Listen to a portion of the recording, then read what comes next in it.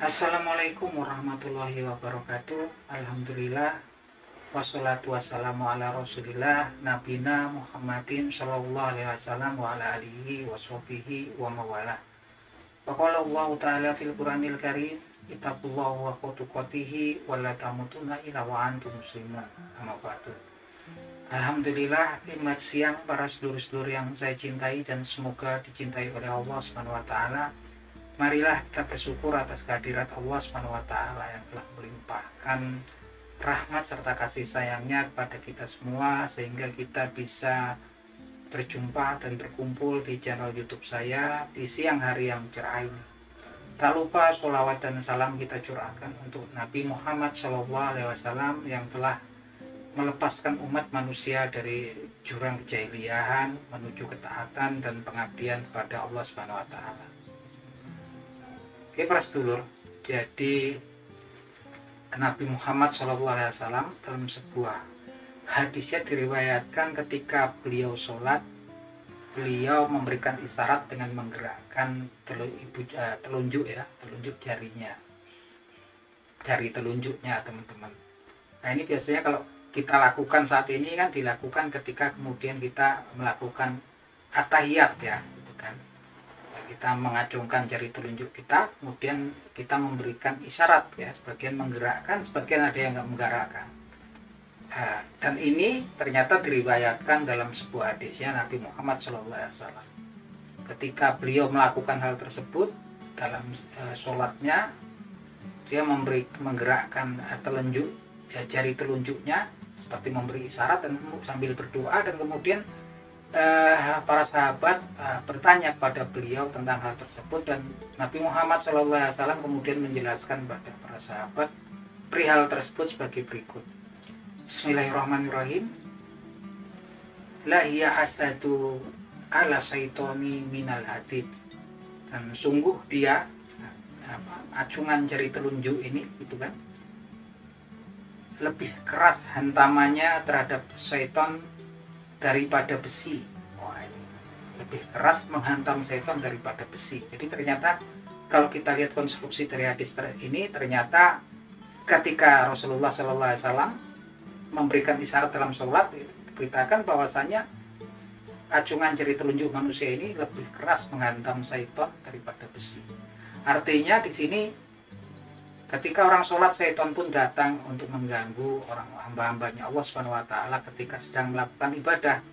Sampai kemudian diberitakan supaya kita lalai ya, kadang-kadang kita lalai tentang rokaat yang kita lakukan, lalai kemudian tentang bacaan yang sedang kita baca gitu kan. Kemudian kita ketika melakukan sholat kemudian ingat sesuatu urusan dunia. Itulah ketika hal tersebut ada, maka kita memang kemudian sudah sepatutnya kemudian berta'awudz, berlindung pada Allah Subhanahu wa taala dari godaan syaitan yang terkutuk ya teman-teman. Dalam beberapa riwayat kita kalau mengalami hal-hal yang seperti itu ya berta'awudz 3 kali, a'udzubillahi minasyaitonirrajim 3 kali, kemudian meludah ringan ke kiri ya teman-teman. Nah ini ternyata salah satunya adalah kemudian acungan jari telunjuk manusia ini sangatlah luar biasa. Bahkan diberitakan oleh Nabi Muhammad SAW, dia lebih keras menghantam syaitan daripada besi. Artinya kadang-kadang kan kalau kita lihat mungkin ada orang-orang yang mengalami gangguan non-medis atau gaib ya teman-teman. Kadang kemudian kita lihat ada orang-orang yang melakukan ruqyah gitu kan, meruqyah orang-orang yang dia ditengarangi mengalami gangguan gaib, gangguan mistis, itu dengan salah satunya ketika mereka berdoa sambil mengacungkan jarinya. Saya pikir mereka kemudian mengambil hikmah, mengambil landasannya daripada hadis ini ya teman-teman. Dan ini memang betul-betul kuat ya sepertinya teman-teman. Bahkan memang ketika acungan jari manusia ini kayaknya sepele, kita nggak tahu. Tapi ternyata acungan jari telunjuk manusia yang kemudian digerakkan ataupun memberi isyarat itu diberitakan oleh Nabi Muhammad SAW, dia menghantam syaitan itu lebih kuat hantamannya daripada hantaman besi.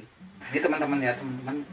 Jadi mungkin banyak dari kita kemudian bertanya-tanya ya, ini kok orang, dulu saya pernah itu ketika waktu kecil ya teman-teman sholat di berjamaah di masjid. Nah, namanya masih anak-anak gitu, sholatnya kan masih sono sini ada yang lihat temen bilangin itu kok sholatnya kok ketika tahiyat akhir dia jari telunjuknya digerak-gerakin gitu kan. Dulu kita pikir kayaknya sesuatu hal yang aneh, tapi kemudian ketika kesininya saya tahu riwayatnya itu, ya kemudian saya memahami apa yang dilakukan oleh hamba Allah tersebut ya teman-teman. Ini berkaitan dengan syaitan ya teman-teman. Dan berkaitan dengan syaitan pun memang kemudian banyak aktivitas yang sebetulnya hal-hal yang sepele, yang hal-hal yang kemudian simpel, yang kemudian bisa kemudian mengusir keberadaan syaitan di tempat-tempat tertentu. Salah satunya biasanya kan di rumah kita, kadang-kadang kita merasa di rumah kok kayaknya mau bertengkar terus kalau orang punya pasangan suami istri, ataupun dalam rumah kok mau marah-marah terus. Marah ini memang datangnya daripada godaan syaitan yang terkutuk ya teman-teman. Dan kalau kemudian di dalam rumah pun mereka biasa mengikuti manusia yang kemudian masuk ke dalam rumahnya tanpa menyebut asmanya Allah Subhanahu wa taala atau Bismillahirrahmanirrahim. Maka itu syaitan diberitakan di beberapa hadis dia ikut masuk. Dan salah satunya kemudian kalau timbulkan gangguan-gangguan dengan kondisi-kondisi tertentu, ternyata kita bisa mengusirnya secara kita mandiri, bisa mengusirnya. Nggak perlu kemudian kita malah minta tolong ke orang yang jatuhnya nanti perbuatan tersebut takutnya kemudian kita menjurus hal-hal yang dilarang oleh Allah Subhanahu wa taala dalam konsep Islam teman-teman gitu kan. Di dalam hadisnya Nabi Muhammad SAW menjelaskan tentang hal-hal yang bisa kita lakukan untuk mengusir setan dari dalam rumah kita. Hadisnya bunyinya sebagai berikut. Bismillahirrahmanirrahim. La tas'alu buyutakum maqabir. Inna syaitona yang firu minal baitil ladzi takfiru tuqra'u fihi